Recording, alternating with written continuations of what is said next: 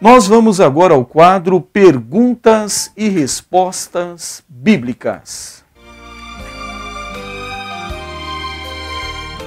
Pergunta NQI, homem. O consulente aqui é da cidade do Guarujá. Ele ligou, deixou a sua pergunta com o diácono Valmir, mas ele não quer se identificar, pastor.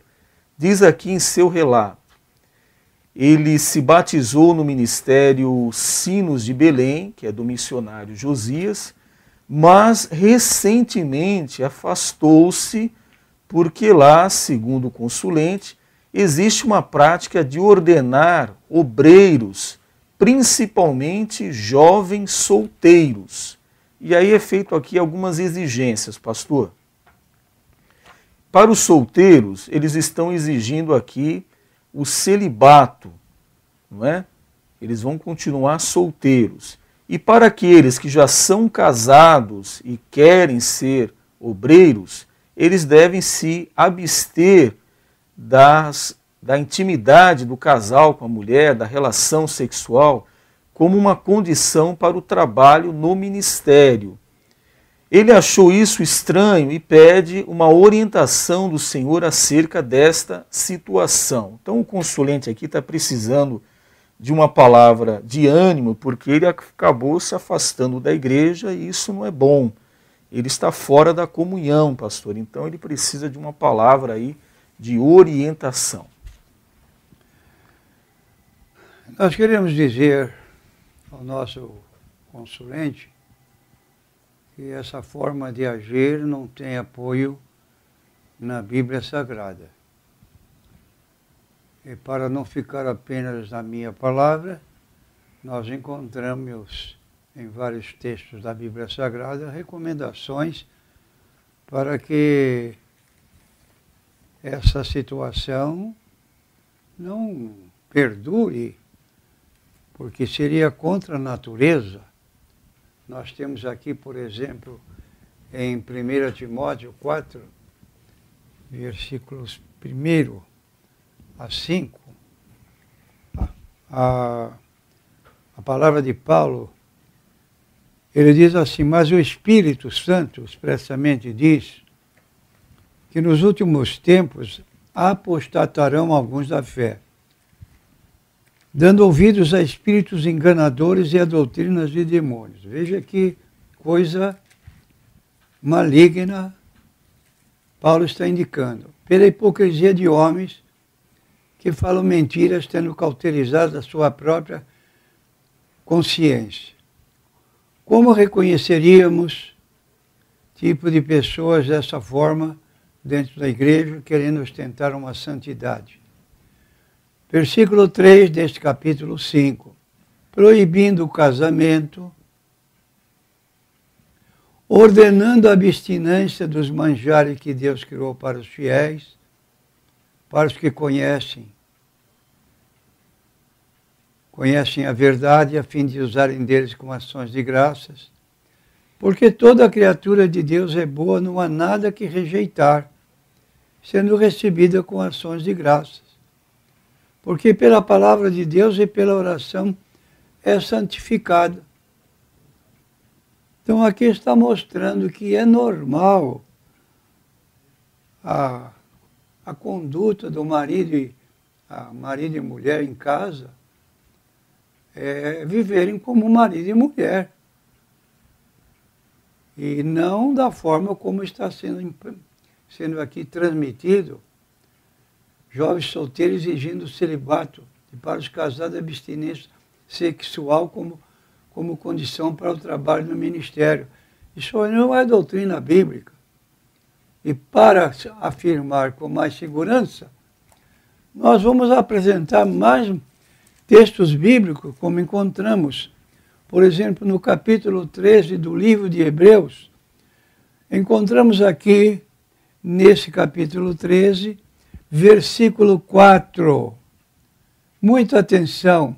Venerado seja entre todos o matrimônio. Então o casamento é para ser respeitado dentro de casa pelo casal. normalmente, e o leito sem mácula. Então aí está apenas uma proibição. Leito sem mácula é um ato sexual não aprovado dentro do casamento. Porém, aos que se dão à prostituição, isto é, casados, vivendo como marido e mulher, e às vezes há uma fuga, ou seja, do homem ou da mulher, para um ato sexual fora do casamento. Quando ainda solteiros, apenas como namorados, e adúlteros quando já casados. Deixa o seu marido ou deixa a sua esposa para servir-se de terceiros que não têm nenhuma ligação com o próprio casamento. Então aqui está, Hebreus capítulo 13, versículo 4. Venerado, respeitado, acatado, honrado, seja entre todos o matrimônio e o leito sem mácula. Porém, aos que se dão à prostituição e aos adúlteros, Deus os julgará. Quer dizer, aí fora do casamento, qualquer ato sexual será considerado pecado. E nós temos, então, para concluir, um capítulo inteiro da Bíblia Sagrada, só para orientar no que concerne ao casamento, à vivência entre marido e mulher no seu lar. Diz o apóstolo Paulo, capítulo 7, versículo 1. Vou ler determinados versículos deste capítulo, porque é um capítulo grande e a pessoa pode ler em sua casa. Diz assim o texto, versículo 1, vou ler. Ora, quantas coisas que me escrevestes, bom seria que o homem não tocasse em mulher. Mas por causa da prostituição, quer dizer, casal de namorados que estão em fase de casamento, vivendo na prostituição, estão errados. Porque não estão organizados como marido e mulher. Cada um, para evitar isso, cada um tem a sua própria mulher, sua esposa. E cada uma tem o seu próprio marido. Qual o dever do marido para com a mulher e qual o dever da mulher para com o marido? Versículo 3. O marido pague à mulher a devida benevolência. Ele tem deveres para com a sua esposa. E da mesma sorte a mulher tem deveres para com seu marido. A mulher não tem poder sobre o seu próprio corpo, mas tem o marido. E da mesma maneira, o marido não tem poder sobre o seu próprio corpo, mas tem a mulher. E aqui uma recomendação que esta pergunta está analisando. Essa forma de mandar nos membros da igreja dessa forma aqui, sem consultar a Bíblia. Não vos defraudeis um ao outro, senão por consentimento mútuo por algum tempo, para vos aplicares a oração e depois ajuntai-vos outra vez, para que Satanás não vos tente, pela vossa incontinência, é o que está ocorrendo aqui. Quer dizer, abstinência sexual como condição de trabalho para o ministério. Não tem base bíblica. Digo, porém, isto, não como permissão, e não digo, porém, isto como que por permissão, não como por mandamento, porque quereria que todos os homens fossem como eu, mas cada um tem de Deus seu próprio dom, um de uma maneira, o outro de outra. Digo, porém, aos solteiros e às viúvas que lhes é bom que se ficarem como eu, mas se não podem conter-se, casem-se, porque é melhor casar do que abrasar-se. Todavia aos casados mando, não eu, mas o Senhor, que a mulher se não aparte do marido, mas Se porém se apartar, que fique sem casar, ou se reconcilie com o marido e que o marido não deixe a mulher. É o que querem fazer aqui, abstinência sexual como condição de trabalho, celibato.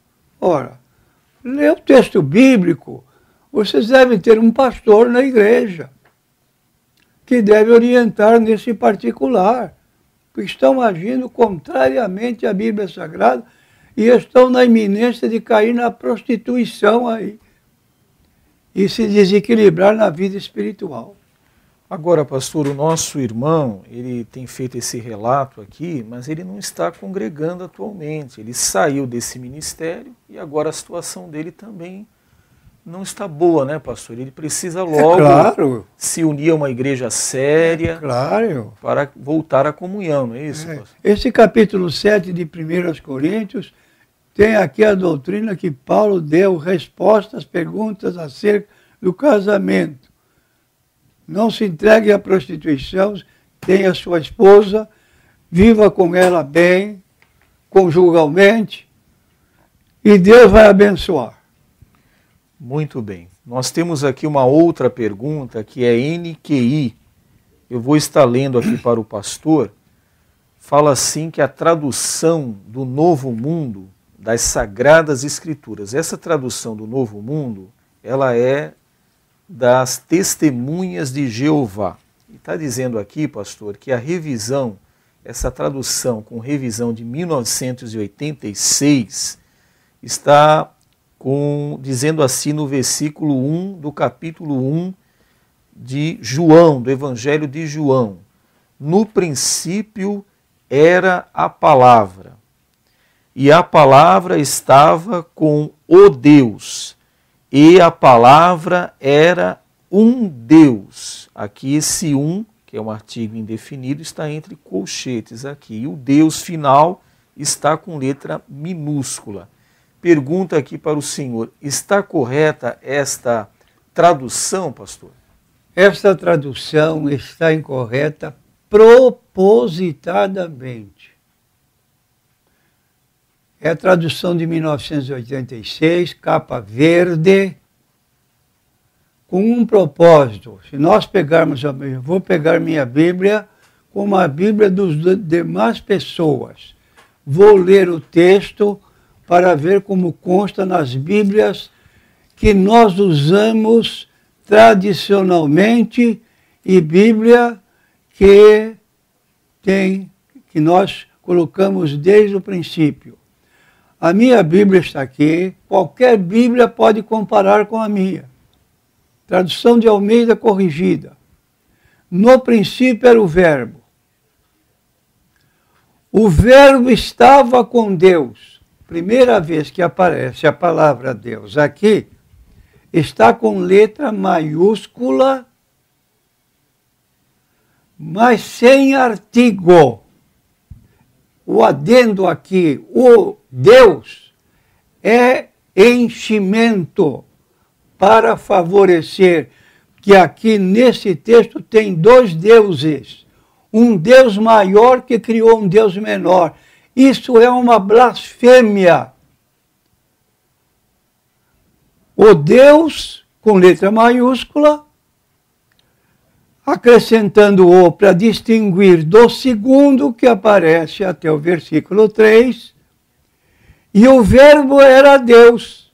Só que, na nossa Bíblia, as duas vezes que aparece a palavra Deus, aparece as duas com letra maiúscula. Verbo era Deus e é Jesus. No princípio era o Verbo, Jesus. E o Verbo estava com Deus, sem artigo definido. E o Verbo era Deus, ou seja, um só Deus, Pai e Filho.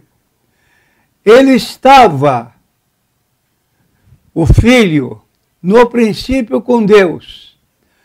Todas as coisas foram feitas por Ele, pelo Filho.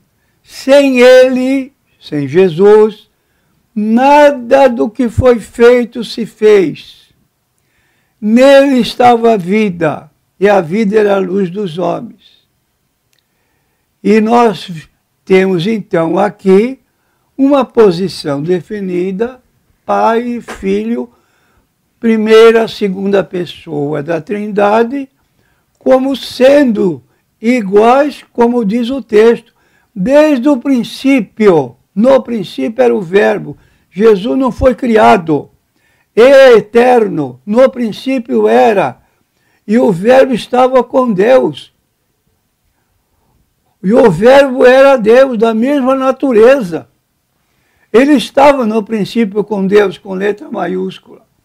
E a tradução do Novo Mundo declara, então, diferentemente.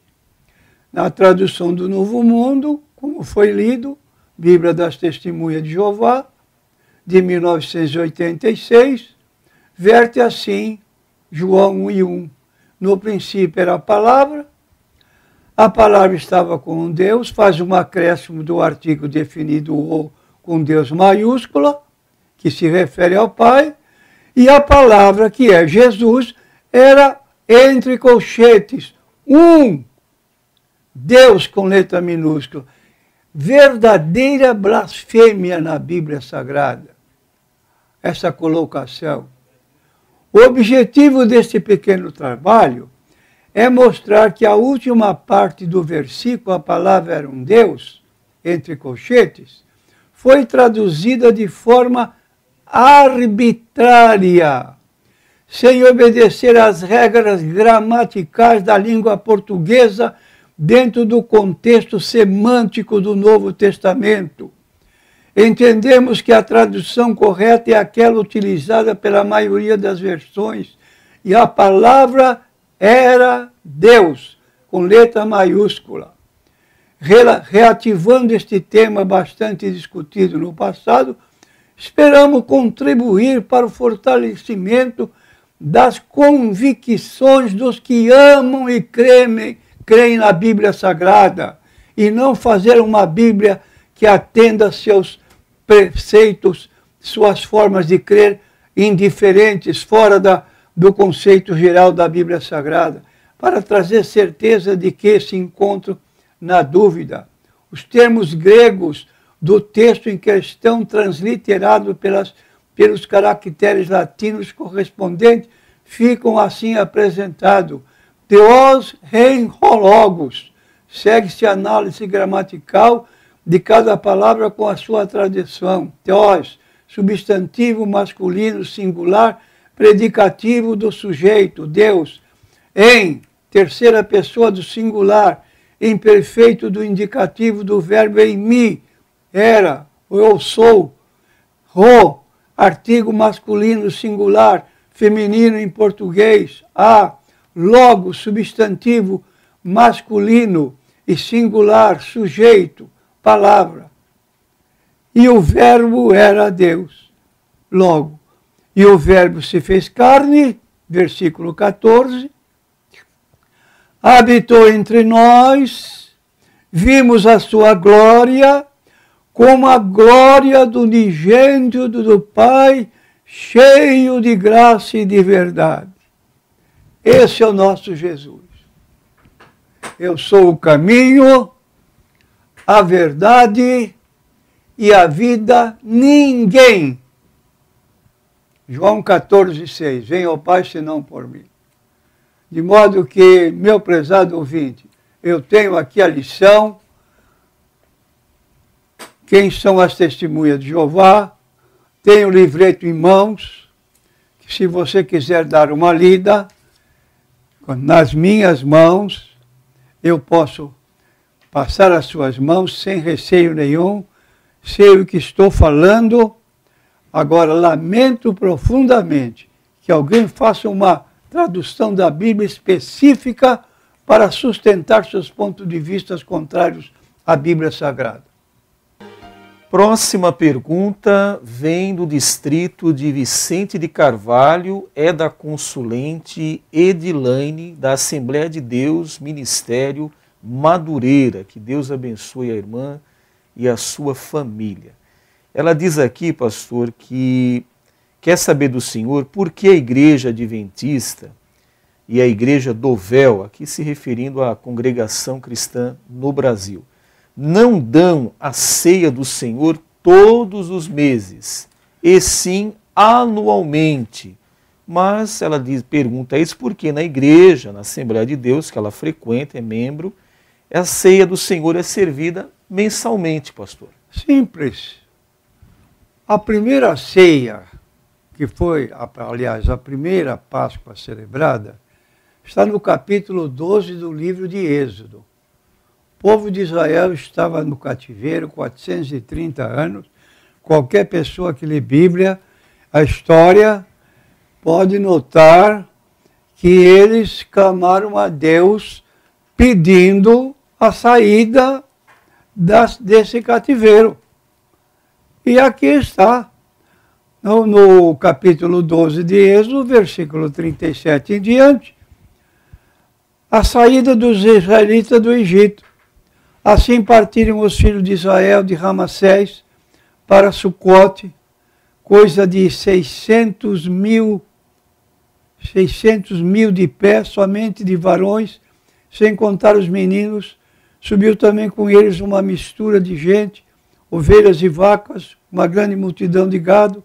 Cozeram bolos asmos de massa que levaram do Egito, porque não se tinham preparado, levedado, porquanto foram lançados do Egito, não se puderam deter, nem prepararam comida. O tempo que os filhos de Israel habitaram no Egito foi de 430 anos. Aconteceu que, passados os 430 anos, naquele mesmo dia, todos os exércitos do Senhor saíram da terra do Egito. Esta noite se guardará ao Senhor, porque nela os tirou da terra do Egito. Esta é a noite do Senhor, que devem guardar todos os filhos de Israel nas suas gerações. Disse mais o Senhor a Moisés e Arão: esta é a ordenança da Páscoa. Nenhum filho do estrangeiro comerá dela. Porém, todo servo de qualquer comprado por dinheiro, depois que houver circuncidado, então comerá dela. O estrangeiro e o assalariado não comerão dela. Numa casa se comerá, não levarás daquela carne fora de casa, nem dela quebrareis o osso. Toda a congregação de Israel o fará. Porém, se algum estrangeiro se hospedar contigo e quiser celebrar a Páscoa do Senhor, seja-lhe circuncidado todo macho, e então chegará a celebrá-la. Será como natural da terra, mas nenhum incircunciso comerá dela. Uma mesma lei haja para o natural e para o estrangeiro, para peregrinar entre vós. E todos os filhos de Israel o fizeram, como o Senhor ordenara a Moisés e Arão, e assim fizeram. E naquele mesmo dia que o Senhor tirou os filhos de Israel da terra do Egito, segundo os seus exércitos. E aqui no capítulo 13, os primogênitos são santificados.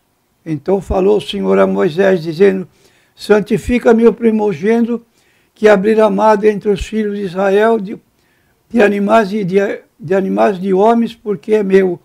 E Moisés disse ao Senhor: lembrai-vos deste dia em que saíste do Egito, da casa da servidão, pois com mão forte o Senhor vos tirou daqui, portanto não comereis pão levedado. Hoje é o mês de Abibe, vós saís, e acontecerá que quando o Senhor te houver metido na terra dos cananeus, dos heteus, dos amorreus, dos heveus, dos jebuseus, a qual jurou aos teus pais que daria, terra que mana leite e mel, guardarás este culto neste mês, 7 dias comerás pães asmos, e ao 7º dia haverá festa do Senhor. 7 dias se comerão pães asmos, e o levedado não se verá contigo, nem ainda fermento será visto em todos os teus termos. Naquele mesmo dia se fará saber a teu filho, dizendo: isto é pelo que o Senhor tem feito quando eu saí da terra do Egito. Então, hasta aqui, capítulo 12, 13 de Êxodo. Agora levamos para capítulo 22, de Mateus, quando Jesus celebra a ceia com seus discípulos. Primeiro, eles celebraram a ceia, os judeus. Depois, então, agora partiu Jesus no capítulo 26, versículo 26 de Mateus, agora a celebração pela obra, pela amor, pela redenção que Cristo veio estabelecer para nós cristãos. Olha só, irmão. Ide à cidade, e Jesus falando aos judeus para celebrar a Páscoa. Só os judeus. E os espíritos fizeram como Jesus lhes ordenara, prepararam a Páscoa. Chegada a tarde, sentou-se à mesa com os 12. Comendo eles, disse: em verdade vos digo que um de vós me há de trair. E eles, entristecendo-se muito, comeram cada um, começaram cada um a dizer: Senhor, porventura sou eu? E Jesus disse: o que mete comigo na mão no prato, esse me há de trair. Em verdade, o Filho do Homem vai acerca do que está escrito, mas ai daquele homem por quem o Filho do Homem é traído. Bom seria que esse homem não tivesse nascido. E respondendo Judas, que o traía, disse: porventura sou eu, Rabi? Ele disse: tu disseste. E quando comiam, não a Páscoa dos discípulos que Jesus inaugurou, mas a Páscoa judaica, Jesus tomou o pão, agora só os seguidores de Jesus, abençoando-o, o partiu, deu aos discípulos e disse: tomai, comei, isto é o meu corpo. Lá comeram o corpo de animal.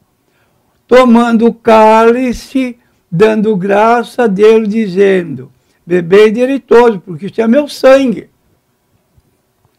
O sangue da nova aliança não tem nada absolutamente com a Páscoa do Egito, que é derramado por muitos para a remissão de pecados. E digo-vos que desde agora não beberei deste fruto da vida, até que aquele dia em que beba de novo convosco no reino de meu Pai. Nós celebramos esta ceia, que é a ceia do Senhor, conforme está no livro de 1 Coríntios, capítulo 11. Não celebramos a Páscoa judaica. E vamos ler então 1 Coríntios 11, porque isso não é coisa de somenos importância. Está aqui, no capítulo 11 de 1 Coríntios, nós vamos encontrar o Senhor Jesus aqui dizendo: porque eu recebi, aliás, o apóstolo Paulo, eu recebi do Senhor o que também vos ensinei, que o Senhor Jesus, na noite em que foi traído, tomou o pão, tendo dado graças, o partiu e disse: tomai, comei, este é o meu corpo, que é partido por vós, fazei isto em memória de mim. Semelhantemente, também depois de cear, tomou o cálice, dizendo: este cálice é a nova aliança no meu sangue. Fazei isto todas as vezes que beberdes em memória de mim, porque todas as vezes que comerdes este pão e beberdes este cálice, anunciais a morte do Senhor até que venha. O que está anunciando aqui? A morte do Senhor ou a saída do povo de Israel do Egito, do cativeiro?